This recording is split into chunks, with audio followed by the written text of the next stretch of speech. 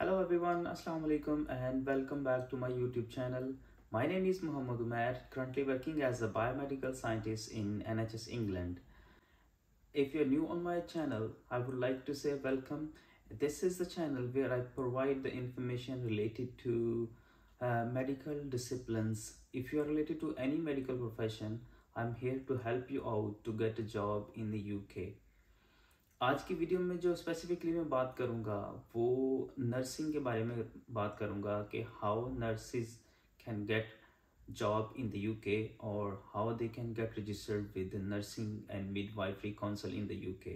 जो nursing and midwifery council UK है वो उसके साथ रजिस्टर्ड होना आपको ज़रूरी है यूके में जॉब करने के लिए एज अ नर्स। जैसे कि इंडिया और पाकिस्तान में है, पाकिस्तान में तो पाकिस्तान नर्सिंग काउंसिल है और इंडिया में नर्सिंग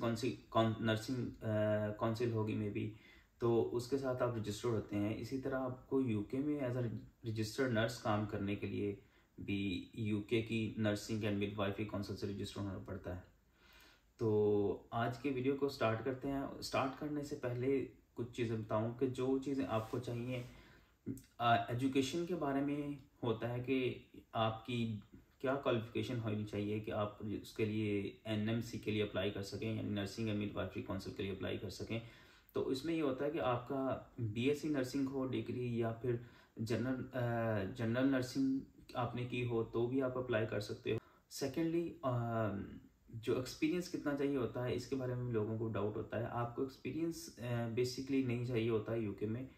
यूके में आपको अगर आप फ्रेश ही नर्स हैं, पास आउट हुए हैं, तो फिर भी आप यूके में एज अ रजिस्टर्ड नर्स काम कर सकते हैं। कुछ हॉस्पिटल्स में रिक्वायरमेंट है 6 मंथ्स एक्सपीरियंस की और कुछ हॉस्पिटल्स में जो है ना एक्सपीरियंस की ज़रूरत नहीं है। आप अगर आप फ्रेश पास आउट हुए हैं तो you can get registered as a nurse in the UK then. So let's get started with first step. जो फर्स्ट स्टेप आपको करना पड़ता है वो होता है या आइट्स या फिर आपको ओईटी करना पड़ता है। जो आइट्स होता है इंग्लिश वो एकेडमिक या जर्नल में से लोग पूछते हैं कि कौन सा करना चाहिए, तो उसमें से जो एकेडमिक टेस्ट है, आइट्स टेस्ट है, वो आपको पास करना पड़ता है। और सेकेंडली अगर तो आप ओईटी करते हैं, ओईटी जो है ना वो ओनली वो लोग कर सकते हैं जो हेल्थ केयर प्रोफेशंस के रिलेटेड होते हैं। तो इंग्लिश जो आइट्स टेस्ट है उसमें जो आइट्स की रिक्वायरमेंट है ओवरऑल 7 बैंड रिक्वायरमेंट है और उसमें रीडिंग, लिसनिंग और स्पीकिंग में 7 और जो राइटिंग है उसमें इन्होंने थोड़ी सी रिलैक्सेशन दी है यूके ने और उसमें 6.5 भी हों तो आपका एलिजिबल है आप अप्लाई करने के लिए। उससे पहले ये है कि क्योंकि आइट्स थोड़ा डिफ़िकल्ट होता है और एज़ कम्पेयर टू ओईटी में जो है ना वो आपकी फील्ड के रिलेटेड क्वेश्चंस होते हैं, एमसीक्यूज होते हैं और उसमें आपको उसको पास आउट करना होता है, तो which is quite easier than IELTS. तो आई वुड रिकमेंड यू कि if you wanted to get registered as a nurse आप ओईटी के लिए जाएं, ओईटी करें, which is MCQs based, scenario based test होता है, वो आपको पास करना होता है, वो which is quite easier to pass than IELTS. उसके लिए मैं I will make another video how to prepare yourself for OET. तो और ओईटी की जो रिक्वायरमेंट्स होती हैं उसमें ये होता है कि आपको जैसे आइट्स में बैंड्स रिक्वायर्ड होते हैं, ओईटी में आपके ग्रेड्स रिक्वायर होते हैं, जिसमें जो ओईटी में रीडिंग, लिसनिंग और स्पीकिंग में आपको बी ग्रेड चाहिए होता है और जबकि राइटिंग में आपको C+ ग्रेड चाहिए होता है। ये होगी आइट्स और ओईटी। तो जैसे ही आपका ओईटी या आइट्स आपने जो भी किया है वो क्लियर हो जाता है तो आपका नेक्स्ट स्टेप जो होता है वो आपने nursing and midwifery council UK जो है उसके साथ रजिस्टर्ड होना पड़ता है। 2 स्टेप में रजिस्टर होना पड़ता है। एक दफ़ा जब आप आइट्स कर लेते हैं या ओईटी कर लेते हैं उसके बाद सेकंड स्टेप जो होता है जब आप सेकंड सीबीटी जो नर्सिंग का टेस्ट होता है वो पास करने के बाद रजिस्टर्ड होते हैं। तो फर्स्ट टाइम में जब आप रजिस्टर्ड होंगे तो उसकी फ़ीस तकरीबन पाकिस्तानी रुपीज़ में अगर देखा जाए तो वो 55,000 से 60,000 रुपीज़ तक है, जबकि इंडियन में रुपीज़ में अगर देखें तो वो 16,000 रुपीज़ तक होगी।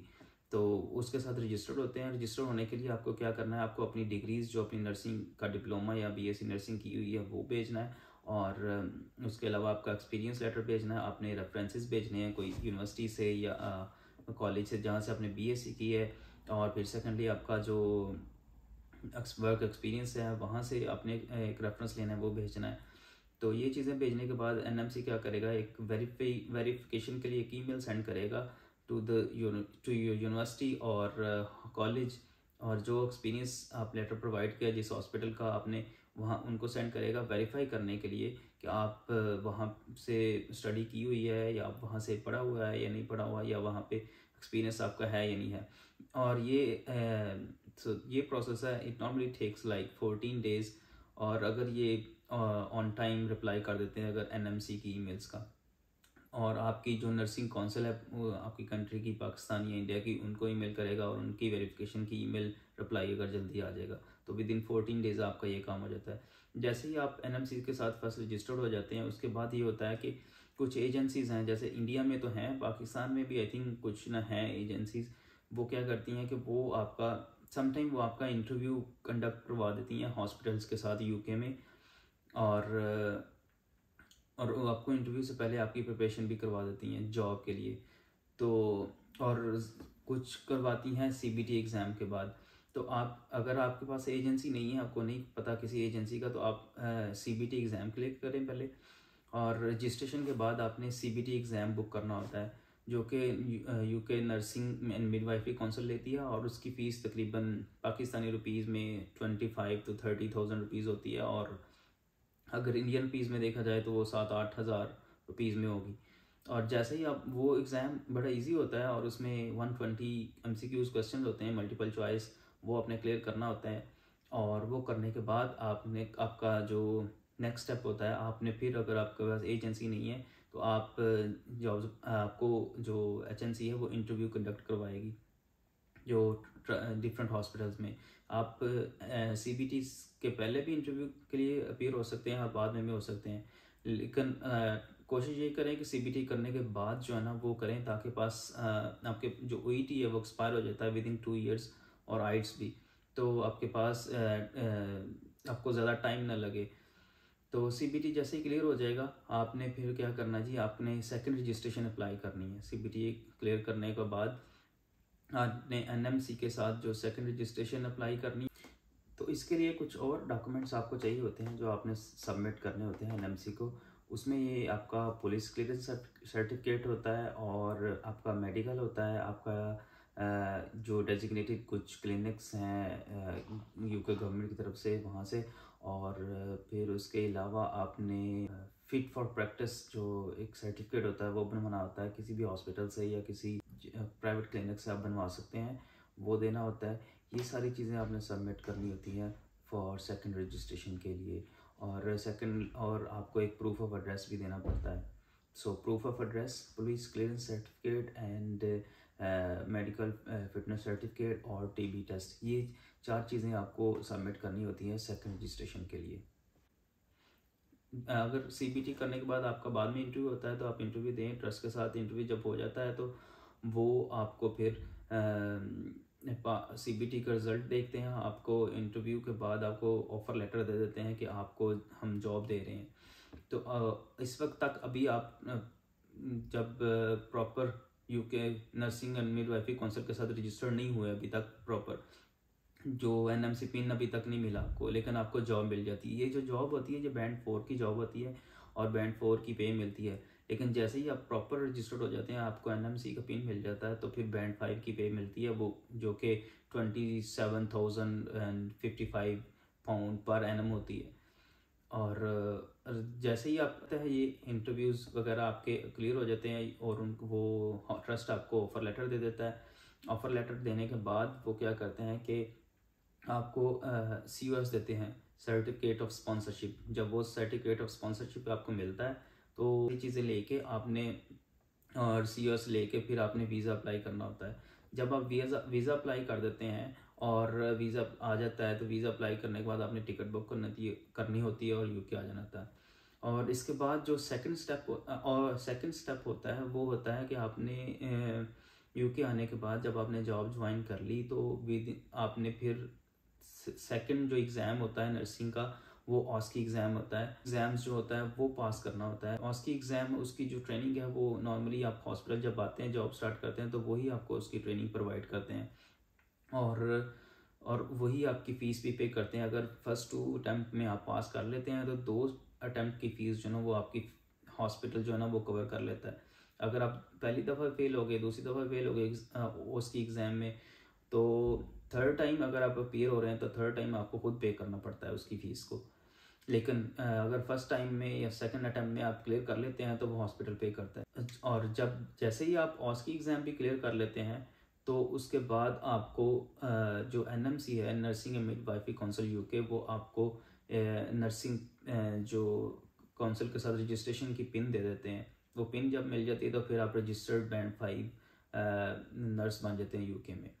तो बेयर इन माइंड कि जो भी आपके एक्सपेंसेस आते हैं यूके में आने तक, ये सारे एक्सपेंसेस आपको आपकी एजेंसीज, आपका ट्रस्ट जो ना वो पे करता है। इवन दो कि आपका टिकट भी जो ट्रस्ट पे करता है, समटाइम जब आप इसका वीज़ा लग के आ जाता है, आप ट्रस्ट को, आपके हॉस्पिटल्स को बताते हो कि मेरा वीज़ा आ गया है, तो वो आपको एक टेम्प्रेरी क्रेडिट कार्ड देते हैं, उससे आप अपनी टिकट बुक कर सकते हैं। इन केस अगर आपने ये टिकट्स वगैरह और सारी फीसेस वगैरह अगर आपने खुद ही पे की हैं तो आपको वापस हो जाएंगी। जब आप आएंगे वापस, आप ट्रस्ट से बात करेंगे, हॉस्पिटल से बात करेंगे, तो वो आपको रिटर्न कर देंगे, रिफंड कर देंगे।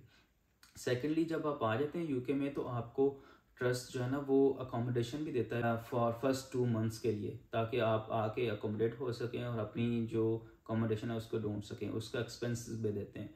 तो इसके बारे में आप ना डरें कि आपके इतना खर्चा आ जाएगा, इतने एक्सपेंसेस आ जाएंगे और जॉब पता नहीं होगी या नहीं होगी। डेफिनेटली जो भी आपके एक्सपेंसेस आएंगे वो जैसे ही जॉब होगी वो सारी जो हॉस्पिटल है वो आपके एक्सपेंसेस बियर करेगा और आपको यूके आने तक आपके सारे एक्सपेंसेस वो बियर करेंगे और आपको रिफंड करेंगे इन केस अगर आपने खुद पे किए हैं तो। सेकेंडली, जब आप वीज़ा लेते हैं तो वो टीयर 2 स्किल्ड वर्कर वीज़ा होता है, हेल्थ केयर का वीज़ा होता है। उसमें आपकी जो टोटल फ़ीस होती है तकरीबन पाकिस्तानी अगर देखा जाए तो 70-80 हज़ार रुपीज़ होती है, वो पे करनी होती है और आपका वीज़ा लग जाता है। और उस वीज़े के साथ आप अपने जो अगर आप मैरिड हैं तो अपने स्पाउस को भी साथ लेके आ सकते हैं, और अपने अगर आपके बच्चे हैं तो अपने बच्चों को भी साथ लेके आ सकते हैं। लेकिन जो उनके वीज़ा फ़ीस है और सारा कुछ है वो एनएमसी या हॉस्पिटल आपका आपको प्रोवाइड नहीं करेगा। उनकी जो फ़ीस, वीज़ा फ़ीस वगैरह है, टिकट्स वगैरह, वो आपको खुद बेयर करना पड़ेगी। तो बाकी जो आपकी सारे एक्सपेंसेस आते हैं from the first step to the last step, IELTS से लेके आपका एनएमसी की रजिस्ट्रेशन मिलने तक, वो सारा हॉस्पिटल आपके एक्सपेंसेस बियर करता है। और जॉब्स बहुत ज़्यादा हैं और सबसे इजी प्रोसेस जो है ना यूके का है एज ए रजिस्टर्ड नर्स काम करने का। तो बिल्कुल आए यूके में, जॉब के लिए अप्लाई करें। There are lots of opportunities, you must try. Thank you so much for your time, and hope you like the video, and don't forget to subscribe my channel for latest updates. Until next video, bye bye.